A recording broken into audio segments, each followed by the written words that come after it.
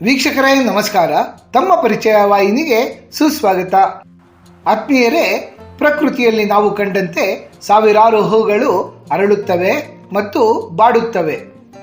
ಆದರೆ ಅರಳಿ ಉದುರಿದ ಮೇಲೂ ಬಾಡದ, ಒಣಗಿದ ಮೇಲೂ ಸಹ ತನ್ನ ದಿವ್ಯ ಸುಗಂಧವನ್ನು ಕಳೆದುಕೊಳ್ಳದ ಒಂದೇ ಒಂದು ಅತ್ಯದ್ಭುತ ಪುಷ್ಪವಿದ್ದರೆ ಅದುವೇ ಬಕುಳ. ಇದನ್ನು ನಮ್ಮ ಕನ್ನಡ ಭಾಷೆಯಲ್ಲಿ ರಂಜೆ, ರಂಜಲ ಅಥವಾ ಪಗಡೆ ಹೂ ಎಂದು ಸಹ ಕರೆಯಲಾಗುತ್ತದೆ. ನಕ್ಷತ್ರಗಳೇ ಭೂಮಿಗೆ ಇಳಿದು ಬಂದಂತೆ ಕಾಣುವ ಈ ಪುಟ್ಟ ಹೂವಿನ ಹಿಂದೆ ಹಲವಾರು ರೋಚಕ ಕಥೆಗಳು ಮತ್ತು ಅತ್ಯದ್ಭುತ ಆರೋಗ್ಯ ರಹಸ್ಯಗಳಿವೆ. ಬನ್ನಿ, ನಮ್ಮ ಈ ಪ್ರಸ್ತುತ ಸಂಚಿಕೆಯ ಮುಖಾಂತರ ಬಕುಳದ ಕುರಿತಾಗಿ ಸಂಪೂರ್ಣ ಮಾಹಿತಿಯನ್ನು ನಾವಿಂದು ತಿಳಿದುಕೊಳ್ಳೋಣ. ಬಕುಳದ ಹೂವಿನ ಮಹತ್ವ.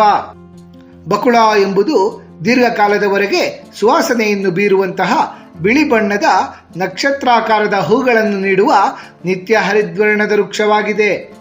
ಸುಮಾರು 15ರಿಂದ 25 ಮೀಟರ್ ಎತ್ತರಕ್ಕೆ ಬೆಳೆಯುವಂತಹ ಬಕುಳದ ಮರ ಪವಿತ್ರ ವೃಕ್ಷವೆಂದೇ ಪರಿಗಣಿಸಲ್ಪಡುತ್ತದೆ. ಮರದ ಗಾತ್ರಕ್ಕೆ ಹೋಲಿಸಿದರೆ ಬಕುಳದ ಹೂ ತೀರಾ ಪುಟ್ಟದೆನಿಸುತ್ತದೆ. ಹೆಚ್ಚೆಂದರೆ 2 ಸೆಂಟಿಮೀಟರ್ ಅಗಲದ ಹೂ ಇದು. ಬಕುಳದ ಹೂಗಳು ದುಂಬಿಗಳಿಗೆ ಅತ್ಯಂತ ಪ್ರಿಯವಾದುದರಿಂದಲೇ ಇವುಗಳಿಗೆ ಮಧುಗಂಧ ಎಂದೂ ಸಹ ಹೆಸರಿದೆ. ಈ ಬಕುಳದ ಹೂಗಳನ್ನು ದಕ್ಷಿಣ ಕನ್ನಡ ಮತ್ತು ಕರಾವಳಿ ಜಿಲ್ಲೆಗಳಲ್ಲಿ ರೆಂಜೆ ಹೂ ಎಂದೂ ಸಹ ಕರೆಯಲಾಗುತ್ತದೆ. ಬಕುಳದ ಹೂಗಳು ಮಾರ್ಚ್ ಮತ್ತು ಏಪ್ರಿಲ್ ತಿಂಗಳಿನಲ್ಲಿ ಅರಳಿಕೊಳ್ಳುತ್ತವೆ. ಬಕುಳದ ಹೂಗಳು ಸಾಯಂಕಾಲದ ಸಮಯದಲ್ಲಿ ಅರಳುತ್ತವೆ. ರಾತ್ರಿ ಇಡೀ ಮಧುರವಾದ ಸುಗಂಧ ಬೀರುವ ಹೂಗಳು ಮುಂಜಾನೆಯ ಸಮಯದಲ್ಲಿ ಮರದಿಂದ ಕೆಳಗೆ ಉದುರುತ್ತವೆ. ಮುಂಜಾನೆಯ ವೇಳೆಯಲ್ಲಿ ಈ ಬಕುಳದ ವೃಕ್ಷದ ಸಮೀಪಕ್ಕೆ ತೆರಳಿದರೆ ಸಾಕು, ಆಕಾಶದ ನಕ್ಷತ್ರಗಳೇ ಈ ಭೂಮಿಗೆ ಬಿದ್ದಿವೆಯೇನೋ ಎನ್ನುವಂತಹ ಮಾಂತ್ರಿಕ ದೃಶ್ಯ ಕಾಣಸಿಗುತ್ತದೆ. ಬಕುಳದ ಹೂಗಳ ಬಹುದೊಡ್ಡ ವಿಶೇಷತೆ ಎಂದರೆ ಈ ಹೂಗಳು ಮರದಿಂದ ಕೆಳಗೆ ಬಿದ್ದು ಒಣಗಿದ ನಂತರವೂ ಸಹ ಅನೇಕ ದಿನಗಳವರೆಗೆ ತಮ್ಮ ಸುಗಂಧವನ್ನು ಕಳೆದುಕೊಳ್ಳುವುದಿಲ್ಲ. ವರ್ಷಗಳ ಕಾಲ ಒಣಗಿದ ಬಕುಳದ ಹೂಗಳನ್ನು ಸಂಗ್ರಹಿಸಿಟ್ಟರೂ ಸಹ ಅವುಗಳ ಘಮ ಹಾಗೇ ಇರುತ್ತದೆ. ಆದ್ದರಿಂದಲೇ ಬಕುಳವನ್ನು ಆಯುರ್ವೇದದಲ್ಲಿ ಸ್ಥಿರ ಪುಷ್ಪ ಎಂದು ಕರೆಯಲಾಗುತ್ತದೆ. ಬಕುಳದ ಹಣ್ಣುಗಳು ಸಿಹಿಯಾಗಿದ್ದು ತಿನ್ನಲು ರುಚಿಕರವಾಗಿರುತ್ತವೆ. ಪಕ್ಷಿಗಳು ಹಾಗೂ ಮಂಗಗಳು ಬಕುಳದ ಹಣ್ಣುಗಳನ್ನು ಇಷ್ಟಪಟ್ಟು ತಿನ್ನುತ್ತವೆ. ಬಕುಳದ ಹೂ ಒಣಗಿದರೂ ಸಹ ತನ್ನ ಸುಗಂಧವನ್ನು ಕಳೆದುಕೊಳ್ಳುವುದಿಲ್ಲ. ಇದು ಭಕ್ತನು ಭಗವಂತನ ಮೇಲೆ ಇಟ್ಟಿರುವಂತಹ ಎಂದಿಗೂ ಕಡಿಮೆಯಾಗದ ಅಚಲ ಭಕ್ತಿಯನ್ನು ಸೂಚಿಸುತ್ತದೆ. ಹಾಗಾಗಿಯೇ ದೇವರ ಪೂಜೆಗೆ ಬಕುಳವನ್ನು ಅರ್ಪಿಸುವುದು ಬಹಳ ಮಂಗಳಕರ. ಧರ್ಮಶಾಸ್ತ್ರ ಮತ್ತು ಪುರಾಣಗಳ ಪ್ರಕಾರ ಸಾಮಾನ್ಯವಾಗಿ ಗಿಡದಿಂದ ಉದುರಿ ನೆಲಕ್ಕೆ ಬಿದ್ದಂತಹ ಹೂಗಳನ್ನು ಪೂಜೆಗೆ ಬಳಸುವಂತಿಲ್ಲ. ಆದರೆ ಪಾರಿಜಾತ ಮತ್ತು ಬಕುಳದ ಹೂಗಳ ವಿಷಯದಲ್ಲಿ ಮಾತ್ರ ಈ ನಿಯಮ ಅನ್ವಯವಾಗುವುದಿಲ್ಲ. ಏಕೆಂದರೆ ಈ ಎರಡು ಹೂಗಳು ರಾತ್ರಿ ಅರಳಿ ಮುಂಜಾನೆಯೇ ನೆಲಕ್ಕೆ ಉದುರುತ್ತವೆ. ಈ ಹೂಗಳು ಒಣಗಿದ ನಂತರವೂ ಸಹ ದೀರ್ಘಕಾಲದವರೆಗೆ ಸುಗಂಧವನ್ನು ಉಳಿಸಿಕೊಂಡಿರುತ್ತವೆ. ಹಾಗಾಗಿಯೇ ಪಾರಿಜಾತ ಮತ್ತು ಬಕುಳದ ಪುಷ್ಪಗಳು ನೆಲಕ್ಕೆ ಬಿದ್ದರೂ ಸಹ ಪವಿತ್ರತೆಯನ್ನು ಕಳೆದುಕೊಳ್ಳುವುದಿಲ್ಲ. ಆದುದರಿಂದಲೇ ಪಾರಿಜಾತ ಮತ್ತು ಬಕುಳದ ಹೂಗಳು ನೆಲಕ್ಕೆ ಉದುರಿದ ನಂತರವೂ ಸಹ ಅವುಗಳನ್ನು ನೆಲದಿಂದ ಆಯ್ದುಕೊಂಡು ದೇವರ ಪೂಜೆಗೆ ಬಳಸಲಾಗುತ್ತದೆ. ಬಕುಳದ ಪೌರಾಣಿಕ ಮತ್ತು ಸಾಂಸ್ಕೃತಿಕ ಮಹತ್ವ. ಬಕುಳದ ಹೂಗಳು ಪ್ರಭು ಶ್ರೀಕೃಷ್ಣ ಪರಮಾತ್ಮರ ಪೂಜೆಯಲ್ಲಿ ಅತ್ಯಂತ ಶ್ರೇಷ್ಠವೆನಿಸಿಕೊಳ್ಳುತ್ತವೆ. ಪುರಾಣಗಳ ಪ್ರಕಾರ ಪ್ರಭು ಶ್ರೀಕೃಷ್ಣ ಪರಮಾತ್ಮರು ವೃಂದಾವನದ ಯಮುನಾ ನದಿಯ ತೀರದಲ್ಲಿ ಬಕುಳದ ವೃಕ್ಷದ ಕೆಳಗೆ ನಿಂತುಕೊಂಡು ಕೊಳಲನ್ನು ನುಡಿಸುತ್ತಿದ್ದರಂತೆ.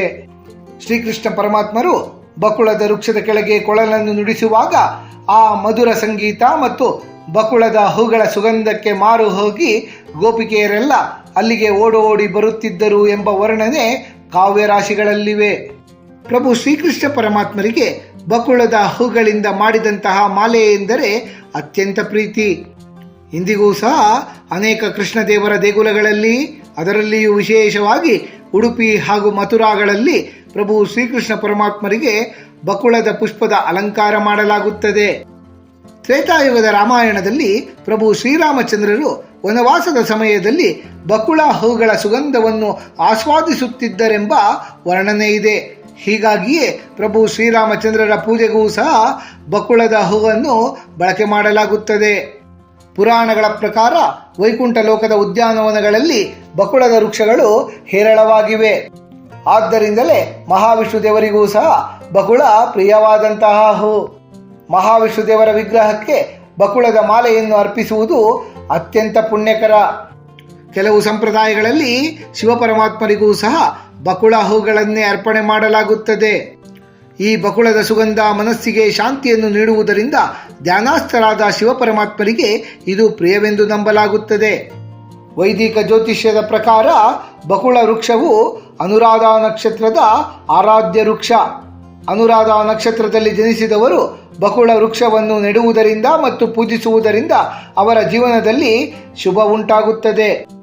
ನಮ್ಮ ಕರಾವಳಿ ಕರ್ನಾಟಕ ಭಾಗದಲ್ಲಿ ಮದುವೆಯ ಸಮಯದಲ್ಲಿ ವಧುವರರು ಬಕುಳದ ಮಾಲೆಯನ್ನು ಪರಸ್ಪರ ಬದಲಾಯಿಸಿಕೊಳ್ಳುತ್ತಾರೆ.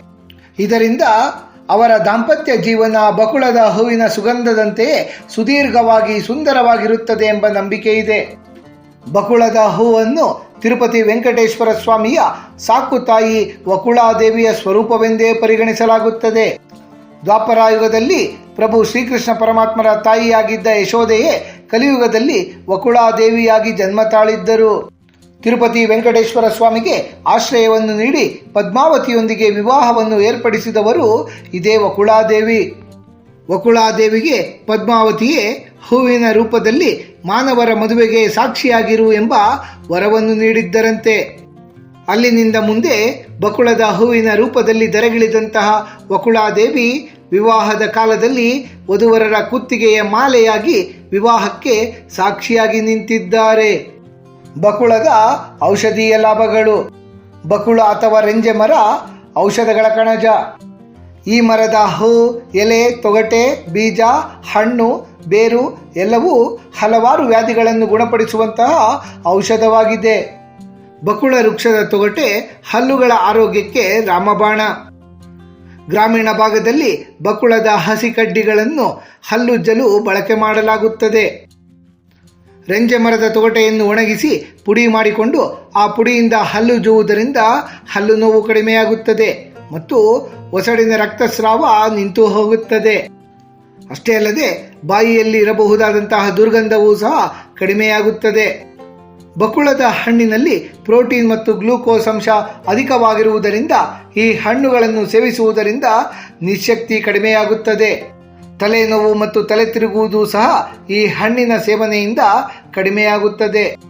ಒಣಗಿದ ಬಕುಳ ಹೂಗಳನ್ನು ಪುಡಿ ಮಾಡಿ ಆ ಪುಡಿಯನ್ನು ನಶ್ಯದಂತೆ ವಾಸನೆ ನೋಡುವುದರಿಂದ ದೀರ್ಘಕಾಲದ ತಲೆನೋವು ಮತ್ತು ಮೈಗ್ರೇನ್ ಸಮಸ್ಯೆ ಕಡಿಮೆಯಾಗುತ್ತದೆ. ಈ ಬಕುಳದ ಹೂವಿನ ಸುವಾಸನೆ ಮನಸ್ಸಿನ ಚಂಚಲತೆಯನ್ನೆಲ್ಲ ಕಡಿಮೆ ಮಾಡಿ ಏಕಾಗ್ರತೆಯನ್ನು ವೃದ್ಧಿ ಮಾಡುತ್ತದೆ. ಒತ್ತಡದ ಸಮಯವೇನಾದರೂ ಇದ್ದಲ್ಲಿ ಈ ಹೂವಿನ ವಾಸನೆಯನ್ನು ಆಘ್ರಾಣಿಸುವುದು ಮನಸ್ಸಿಗೆ ಹಿತವನ್ನು ನೀಡುತ್ತದೆ. ಆತ್ಮೀಯರೇ, ಬಕುಳದ ಕುರಿತಾಗಿ ಸಮಗ್ರ ಮಾಹಿತಿಯನ್ನು ತಿಳಿದುಕೊಂಡ ನಮಗೆಲ್ಲರಿಗೂ ಆ ಭಗವಂತದ ಕೃಪಾ ಕಟಾಕ್ಷ ಸದಾಕಾಲ ಇರಲೆಂದು ಕೋರಿಕೊಳ್ಳುತ್ತಾ ಈ ದಿನದ ಸಂಚಿಕೆಯನ್ನು ಮುಗಿಸುತ್ತಲಿದ್ದೇವೆ. ವೀಕ್ಷಕರೇ, ನಿಮಗೆ ಈ ವಿಡಿಯೋ ಇಷ್ಟವಾಗಿದ್ದಲ್ಲಿ ಲೈಕ್ ಮಾಡಿ, ಶೇರ್ ಮಾಡಿ ಮತ್ತು ಸಬ್ಸ್ಕ್ರೈಬ್ ಮಾಡಿ ಹಾಗೂ ಬೆಲ್ ಬಟನ್ ಒತ್ತುವುದನ್ನು ಮರೆಯಬೇಡಿ.